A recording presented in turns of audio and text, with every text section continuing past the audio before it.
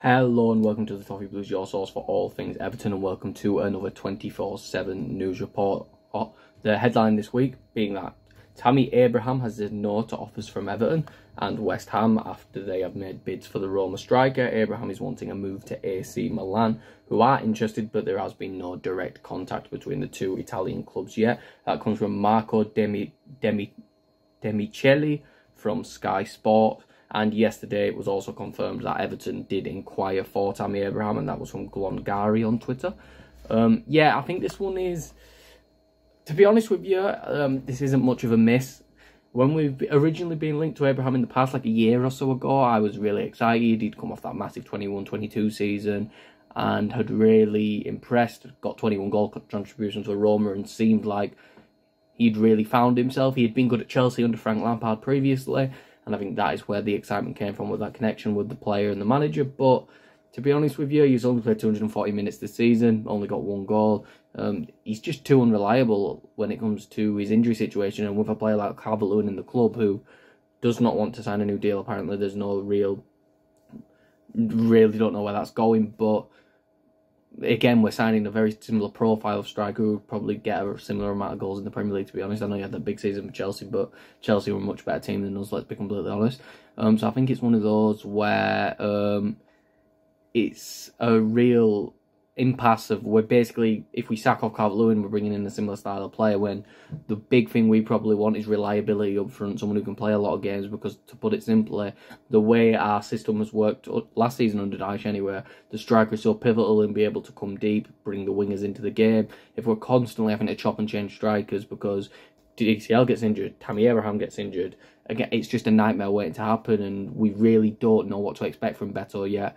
After a poor first season, he could do better with more experience, more of an understanding of English football, but again, that we're having to rely on ifs, and I get that's a lot of football when you're making a signing, but I think Tammy Abraham's a big if.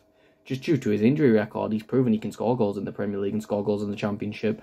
He's proved he can score in English football, but his health's become too unreliable recently, and depending what Roma are asking for, is it really worth to be paying money like that when there's probably better options out there? Moving on to the next piece of news from Cyril Olives from L'Equipe is that Everton are interested in Strasbourg midfielder Habib Diarra. Everton could accelerate their interest in the coming days. Strasbourg do not want the 20-year-old Senegalese midfielder to leave this summer.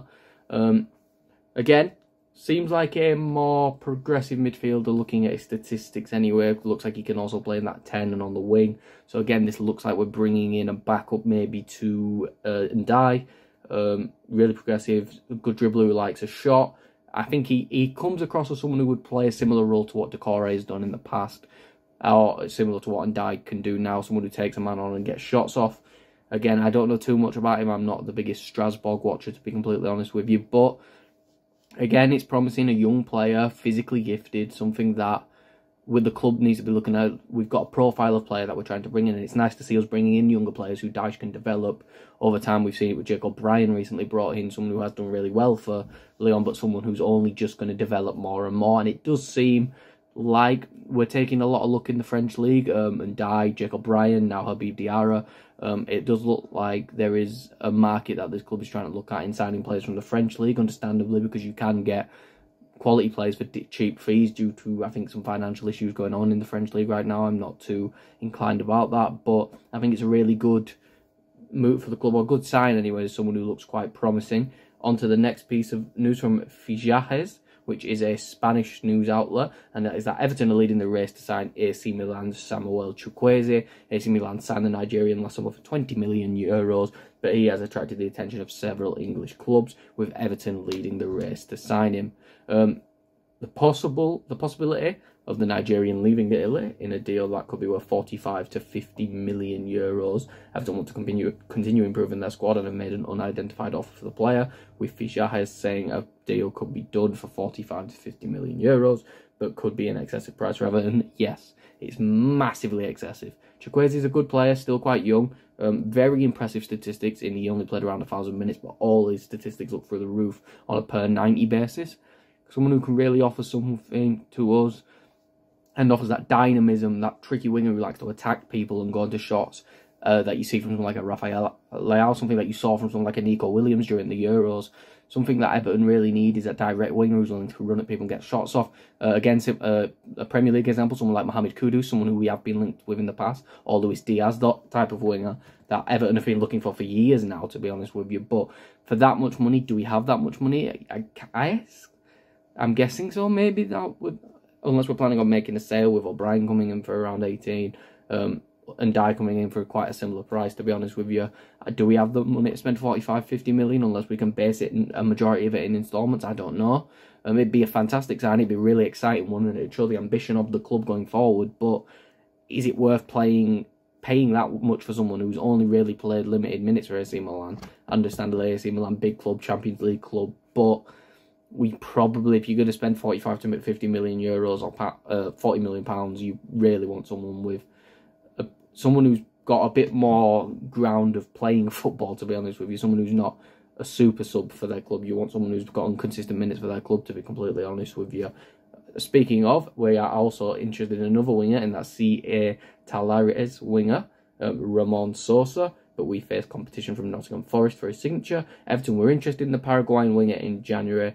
Forest view Sosa as a key target this summer. This is from Team Talk. We understand that direct talks are being held between Forest and the Paraguayan's agent, and they are pushing to get the deal done. Reports suggest that Chelsea and Wolves are also keeping tabs on Sosa's situation as he continues to push for a move to England. To be honest with you, I don't know much about him. His statistics right now look really promising, but that is in a limited sample size in the Copa Libertadores and the Uruguayan League, I believe, or the Argentinian League. I don't know which one it is. I think it's the Argentinian League, actually.